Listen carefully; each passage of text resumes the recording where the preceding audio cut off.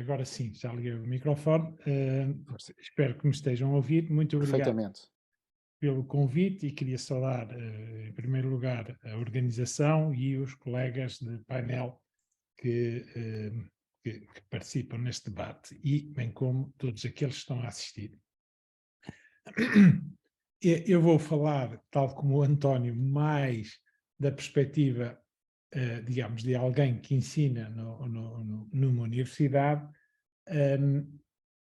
Mas espero fazer uma reflexão, porque acho que seja comum a todos os setores de ensino, porque acho que alguns dos problemas que se colocam, que o António referiu, são comuns, independentemente se estamos a falar do ensino pré-primário, do ensino primário ou do ensino secundário. Iria começar por dizer o seguinte: eu penso que não é muito claro, até como o António referiu, o que não há uma ideia comum e partilhada sobre o que significa o digital na educação, né? Isto tem diversas dimensões, não é? Por um lado, a digitalização pode referir-se ao uso de tecnologias digitais em sala de aula, pode significar a digitalização dos materiais de ensino e aprendizagem, pode corresponder à emergência de uma escola digital que usa as tecnologias de informação em todos os domínios, quer sejam processos burocráticos, administrativos, quer sejam as tarefas que os professores devem executar, como sejam os sumários, as presenças, as faltas, a publicação das avaliações. Penso que esta dimensão é já, ao contrário do ensino superior, muito forte no nas nos outros graus de ensino, nomeadamente o controle dos sumários, o tempo que têm para colocar os sumários nas respectivas plataformas.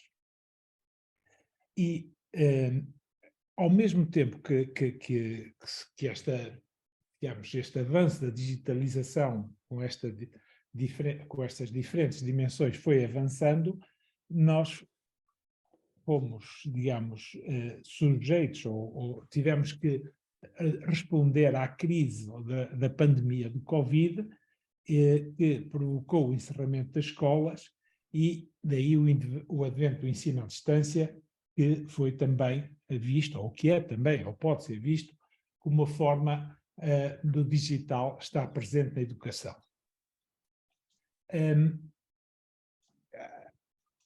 A cidadania exige hoje que qualquer pessoa tenha de realizar uma série de atividades sobre a forma digital. Por exemplo, o preenchimento de formulários, receitas que se recebem de forma digital, exames, prescrições médicas, declaração de impostos, acesso a contas bancárias, assinaturas digitais, procura de informação na internet, uso das redes sociais. O que requer novas competências no domínio das tecnologias de informação, da comunicação e de procura de informação. E vale a pena, na minha opinião, chamar a atenção para isto. Porquê? Porque neste momento a comunidade, a União Europeia, tem um programa que se chama DIGCOMP, que basicamente é a European Digital Competence Framework, onde está, eu tenho participado como observador num grupo que está a discutir as competências digitais sobre, em particular, na perspectiva da sua certificação. E isso põe enormes, vai pôr também às instituições de ensino alguns desafios, como é que se certifica as competências digitais. Portanto, são definidas várias dimensões no tal European Digital Competence, áreas de competências, títulos e descritores, níveis de proficiência para cada competência, e como é que se demonstra o conhecimento, as capacidades e atitudes relacionadas com cada competência. E isso, portanto, tem sido, está a ser neste momento debatido na União Europeia e mais cedo ou mais tarde vai estar presente em todos os países, nomeadamente com a questão da certificação, do reconhecimento desses certificados por outros países que não sejam aqueles que os emitiram. Portanto, uma cidadania ativa e participada numa sociedade democrática, imersa num mundo cada vez mais digitalizado, exige que a escola tenha um papel importante na construção da cidadania no mundo digital, com particular relevância para as gerações mais novas. E se há algo que a pandemia tornou evidente, foram as desigualdades de acesso à rede, em primeiro lugar, aos equipamentos para os alunos, famílias e professores, desigualdade que muitas vezes não eram visíveis, elas existiam, mas que, com o ensino à distância, não só se tornaram manifestas, como ainda por cima se agravaram, não é? Todos que entre nós tiveram, e todos teremos tido certamente, ensino à distância, participado nesses processos, verificámos situações de alunos que diziam que, olha, eu não tenho acesso a uma rede, a minha rede é muito lenta, eu estou a ser avaliado e a rede foi abaixo, para além de casos que não eram evidentes, como seja ter condições de estudo em casa, ter algum recato para poder fazer provas ou assistir a aulas.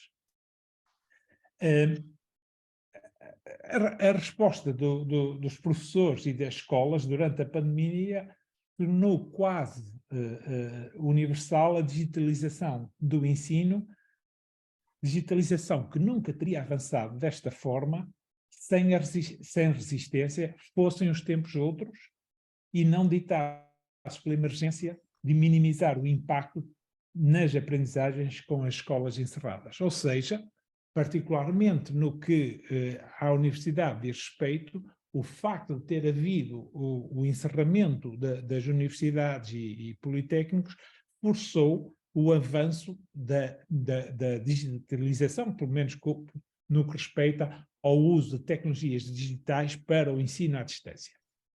E algumas não são exclusivas do ensino à distância e podem, portanto, ser usadas noutro contexto, mesmo no contexto presencial.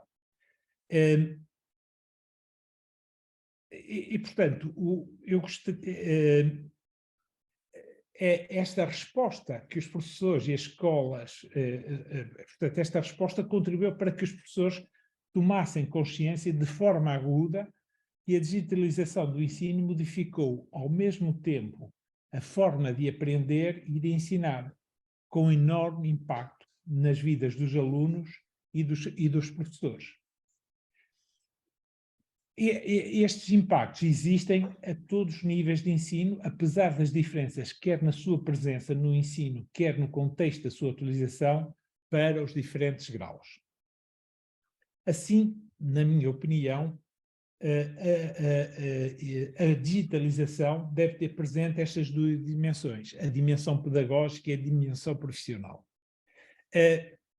Eu chamava a atenção que, por exemplo, no ensino superior, se assistiram, com o ensino à distância, a alguns episódios, enfim, caricatos, em certa medida, como seja, por exemplo, as gravações de aulas, não é? Que seguiram um modelo, Magister, não é? Portanto, de gravação de uma preleção, eventualmente com uns slides em PowerPoint, tal como se estivesse em sala de aula, com a única diferença que não havia alunos e falava-se, por assim dizer, para o vazio, para uma tela. E muitos dos alunos aqui, pelo menos da minha instituição, diziam que quando apanhavam estas gravações passavam aquilo para dupla velocidade, porque, enfim, uma gravação de 1 hora passava a durar só meia hora, e eu até lhes perguntava porque é que não aumentava a velocidade, porque assim ia diminuindo o tempo que teriam que estar atentos. Portanto, esses são aspectos que nós precisamos, depois desta experiência, de refletir. Outro aspecto que eu gostava de chamar a atenção, também sob o ponto de vista das suas implicações no processo de ensino e aprendizagem, foi que quando se chegou ao período de fazer avaliações, né, muitos colegas usaram essas ferramentas, como o Moodle e outras ferramentas, digamos, comerciais que permitiam realizar essas avaliações à distância, mas houve colegas que levaram isto a pontos que ferem, digamos, os direitos básicos de cidadania, nomeadamente, por exemplo, entrar dentro dos computadores dos estudantes e bloquear o acesso à net. E isto já foi, felizmente, houve um estudante da Universidade do Minho de Direito que pôs em causa isto e o tribunal deu razão, porque isso era considerado uma invasão da privacidade. Colegas havia que exigiam que os alunos fizessem o exame numa plataforma, tivessem a câmara do computador a apontar para a plataforma e para o teclado, para garantir que era aquele aluno que estava a fazer o exame. E convocavam até vários colegas para vigiarem à distância este exame e cada um encarregava-se de 5 ou 10 alunos, ou o que seja. Enfim, eu tenho uma amiga que disse, olha, mandou-me uma fotografia da filha a fazer o exame numa universidade, com essa parafernália toda, e diz-me, bem, o namorado estava sentado atrás com outro computador e ia respondendo às perguntas que a bem-amada estava a ser sujeita, né, digamos. E isso é caso para dizer que o amor vence todas as barreiras, não é? Enfim, né, voltando ao que nos traz aqui, e pensando na questão enfim, como disse, eu acho que há duas dimensões que devemos ter presente, a dimensão pedagógica e a dimensão profissional. Se olharmos para a dimensão pedagógica, assumindo, e este assumindo tem que ser entre aspas, que há um consenso sobre os saberes digitais para uma cidadania plena, devem os alunos saber usar um processador de texto, uma folha de cálculo, realizar uma apresentação digital, usar software livre, estar conscientes dos perigos da privacidade e do uso das redes sociais. As questões que a digitalização coloca são, entre outras, as seguintes: como se adquire um saber, como se desenvolve o espírito crítico, como gerir a massa de conhecimentos. Importa ter presente que há uma distinção entre saber e informação. A informação presente no mundo digital só se transforma em conhecimento e saber por via do trabalho dos professores e dos alunos. Reduzir o ensino a uma mera transmissão dos conhecimentos adquiridos e disponíveis na internet é negar o papel mediador do professor como elemento indispensável no processo de ensino e aprendizagem, capaz de perceber as necessidades individuais dos alunos e, ao fazer isso, criar um processo educacional inclusivo e de qualidade. Neste particular, importa ter presente, no que respeita à inteligência artificial, que esta é desenvolvida por seres humanos com as suas percepções e preconceitos, presentes de forma consciente ou não, nos algoritmos construídos, o mais das vezes, de forma opaca para o utilizador. Enfim, se houver tempo, poderemos discutir esta questão da inteligência artificial no ensino. A outra dimensão que eu gostaria de chamar a atenção é que, num mundo de informação massiva, de informação apresentada de forma atrativa, mas não segundo critérios de verdade mas não segundo critérios de verdade, a exigência e a verdade necessitam da intervenção do professor no processo de ensino e aprendizagem. Por outro lado, a procura de informação na internet e nas redes sociais é condicionada de forma opaca pelos algoritmos que controlam essas redes, eventualmente fechando as perspectivas nas escolhas do grupo a que se pertence ou na rede, e assim não abrindo novos horizontes. E, justamente, a missão mais nobre da escola para a construção da cidadania é desenvolver o espírito crítico face à informação disponível e ajudar os alunos a desenvolverem capacidades de seleção dessa mesma informação, seleção crítica.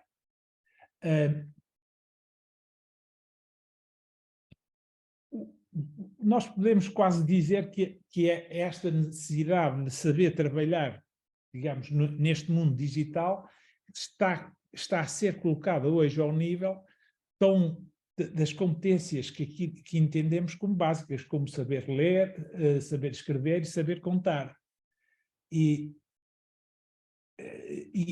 Portanto, tendo consciência desta necessidade, nós devíamos perguntar quais são as competências digitais, o que é que deve ser ensinado em cada grau de ensino e o que é que deve ser e como é que devemos atingir essas competências em cada grau de ensino. Voltando à questão a outra dimensão, que é a dimensão profissional, eu gostaria de realçar 3 aspectos que, para mim, me parecem muito importantes. Primeiro, o que é que muda na profissão? Em que medida o digital muda o pensamento pedagógico e em que medida o ensino deve incluir os novos saberes digitais? Muitos professores, mesmo após o período de ensino à distância, estão pouco familiarizados com o uso de ferramentas digitais nos seus processos de ensino. Por essa razão, a profissão muda desde logo pela necessidade de aquisição de competências pedagógicas no uso destas ferramentas, no ensino e na sala de aulas. Não se trata meramente de aprender a usar uma ferramenta, mas pensar estrategicamente o seu uso para fins pedagógicos. E acresce ainda que os professores têm de desenvolver competências informacionais que lhes permitam procurar, selecionar, tratar e compreender a informação. E, voltando à questão até do exemplo que o António referiu dos MOOC, enfim, não só a taxa de sucesso é baixa, como também se sabe que a taxa de abandono logo no primeiro ano de frequência do MOOC é elevadíssima, né? Em alguns casos chega a atingir valores como 60%, como também há outro aspecto que cada vez está mais em cima da mesa, que é como manter a atenção. Ou seja, poderá não ser difícil usar a tecnologia, o difícil é conseguir manter a atenção dos alunos. E como todos nós estaremos aqui a olhar para um computador, todos sabemos que se chegar uma mensagem por WhatsApp ou por correio, provavelmente muitos de nós vão lá ver essa mensagem. E há estudos que mostram que, por exemplo, numa aula de cerca de 1 hora, 49% do tempo nós estamos online, estamos a ver informações que nos chegam no computador, ou seja, muito pouco tempo estamos atentos àquilo que está a ser discutido em aula. Portanto, no contexto do uso das ferramentas digitais no ensino, o aluno é colocado perante um ecrã, podendo interagir com outras ferramentas disponíveis no computador e assim ser distraído e estar menos atento e logo menos concentrado na aprendizagem. Há estudos que também mostram que a capacidade de mantermos a atenção ao longo do tempo, ao longo das diversas gerações, vem diminuindo. E, portanto, isso vem diminuindo por causa desta presença do digital, porque estamos com o telefone no bolso e, de repente, chega uma mensagem e vamos querer ver o que é que chegou. Por estas razões, a integração das ferramentas digitais acarreta, portanto, uma mudança no pensamento pedagógico. A presença do digital em quase todos os domínios da vida social coloca a questão que competências devem ser necessárias na escola e ao longo da vida para que todos possam agir no cotidiano. Eu eu gostaria ainda de referir que vimos isso no contexto da pandemia. Enfim, creio que nos outros graus de ensino a ferramenta mais utilizada foi o Teams, no ensino superior a ferramenta mais usada foi o Zoom, e reparem que nós estamos aqui com ferramentas comerciais que estão a ser usadas no ensino público e aparentemente gratuitas. E o que se sabe é que quando a ferramenta é gratuita, é porque nós somos o produto. Isto é, essas ferramentas vão acumulando informação sobre aquilo que nós fazemos quando usamos essas ferramentas.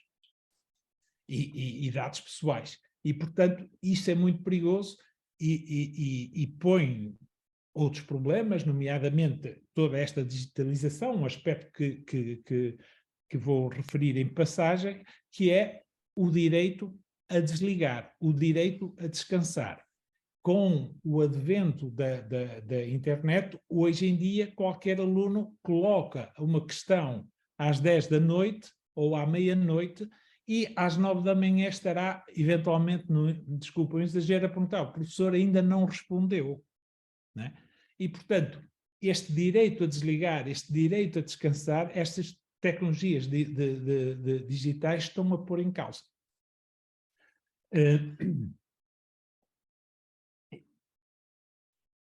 E, portanto, deveria haver uma política pública para a educação digital.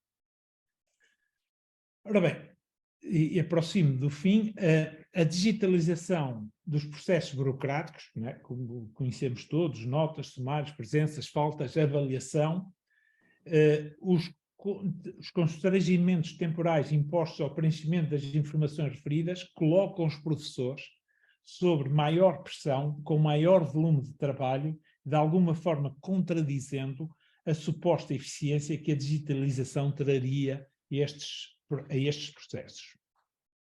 Ao mesmo tempo, a digitalização do ensino, pelo facto de ser esperado que os professores estejam sempre disponíveis, veja-se o uso do correio eletrónico a qualquer hora do dia, as condições de trabalho alteraram-se no que respeita à privacidade e ao descanso, e ao direito a desligar, como referi. Para além das questões como a propriedade intelectual, isto é particularmente sensível no ensino superior, dos materiais pedagógicos que um professor produz, bem como da liberdade de ensinar, o que ensina ou o que deixa de ensinar, a digitalização coloca problemas éticos novos, nomeadamente ao nível da privacidade, do uso dos dados individuais por software privado, bem como nos problemas da tomada de decisão de algoritmos opacos para os utilizadores.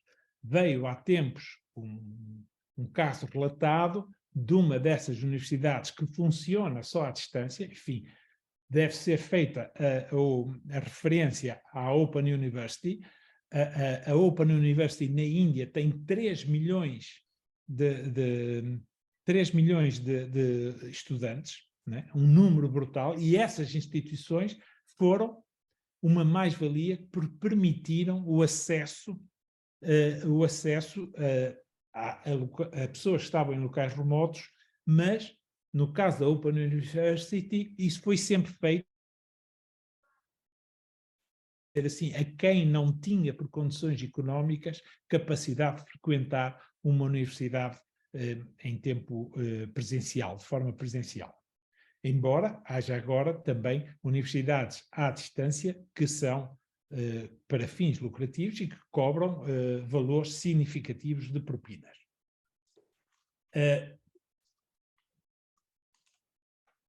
E o problema ético que coloca, e esse exemplo veio há tempo referido, foi que numa dessas universidades à distância houve um aluno que tentou contactar um dos professores, não é? Porque, como disse o António, no limite a universidade poderia desaparecer nas suas instalações, porque no fundo a universidade poderia contratar um professor para dar uma determinada matéria, não é? Portanto, o programa em forma digital e a universidade bastaria cobrar a utilização aos potenciais alunos. E, portanto, não precisaria de tantas salas de aula. E numa dessas situações, houve um aluno que tentou contactar o professor e veio a descobrir que o professor já tinha falecido. E, portanto, mas a sua lição, a matéria que ele estava, que ele dava, continuava a ser utilizada pela universidade. Portanto, isto coloca problemas de direitos de autor, mas também problemas éticos consideráveis. Para terminar, em conclusão, a digitalização do ensino deve ser pensada envolvendo professores, alunos e funcionários, com a consciência das suas virtualidades e limitações, tendo presente que a educação é um pilar fundamental para a construção de uma sociedade mais democrática, mais justa, mais inclusiva e igualitária. E obrigado. Pedro, muito obrigado pela tua intervenção.